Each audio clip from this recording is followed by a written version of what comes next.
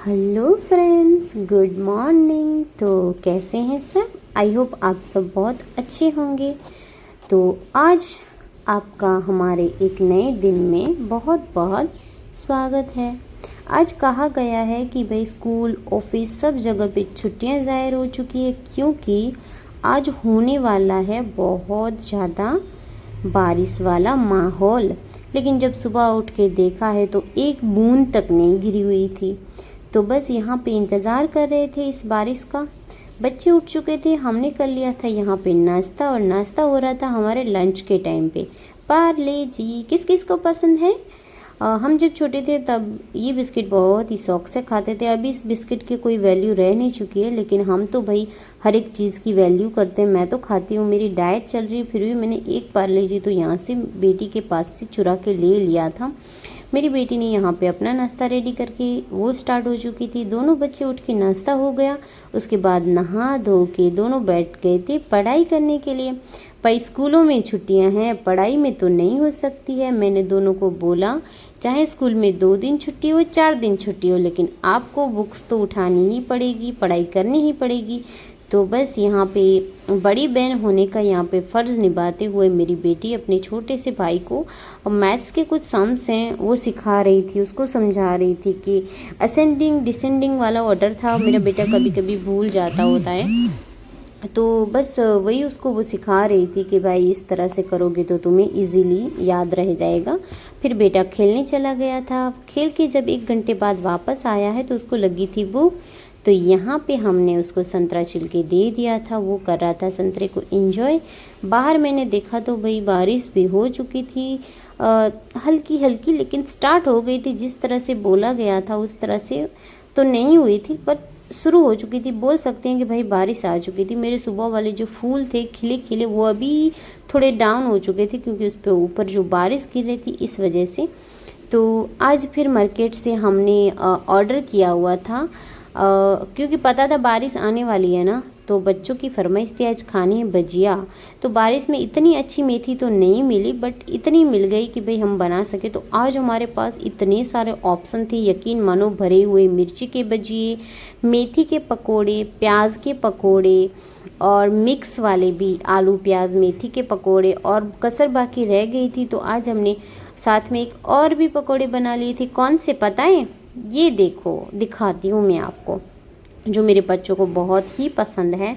तो यहाँ पे मैंने आज 4 तरह के भजिए बना के कर दिए थे रेडी, और उसकी सारी मैंने प्रिपरेशन की थी। भाई देखने में 2 मिनट लगेंगे, लेकिन इसको करने में मुझे घंटा भर लगा था। ये रही हमारी स्पेशल वाली मैगी। तो मैगी के भी पकोड़े आज हम बनाएंगे।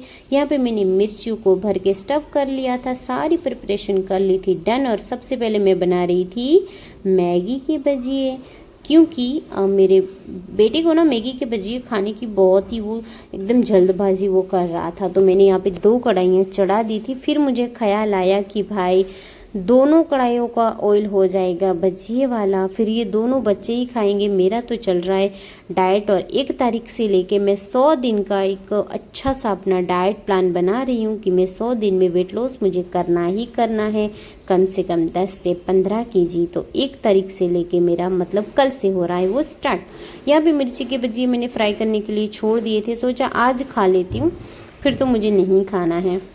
तो हमने सारी वैरायटी जितनी भी मुझे आती थी सारी भर भर के यहाँ पे बना दी थी। बेटी ने कहा मुझे तो चाहिए अकेले प्याज वाले, तो उसके लिए मैंने यहाँ पे 2 छोटी सी ऑनियन काट के उसके लिए भी बना दिया था। देखो भाई, मैगी के, प्याज के, और हमारी मिर्ची के पकोड़े यहाँ पे ऑलमोस्ट हो चुके थे डन। लास्ट में बचे थे वो थे मिक्स मेथी वाले भजिए, तो यहाँ पे मैंने उसको भी बना लिया था। और मेरी बेटी आ चुकी थी किचन में टेस्टिंग के लिए।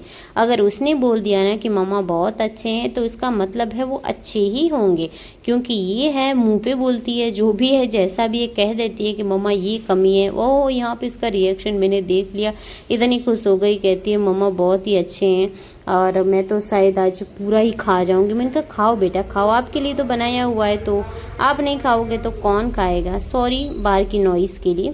और यहाँ पे उसने मेरे हाथ ही चूम लिए, कहा मम्मा थैंक यू सो मच इतने प्यारे प्यारे बनाने के लिए। फिर उसने कहा कि चलो आपने बहुत काम किया है तो अभी आपका काम आसान मैं करवाती हूँ। पूरा किचन मेरी बेटी ने करा था यहाँ पे क्लीन, और मेरी बारी थी इन बर्तनों को धोने की। भाई जिस तरह से हमने टेस्टी टेस्टी से भजिए खाए थे उस तरह से बर्तन भी बहुत सारे हो चुके थे। बारिश हल्की हल्की शुरू थी। देखो भाई मेरी बेटी ने इतना मैसी सा किचन था, लेकिन बहुत ही प्यार से उसने मेरा पूरा किचन मुझे क्लीन करके दिया।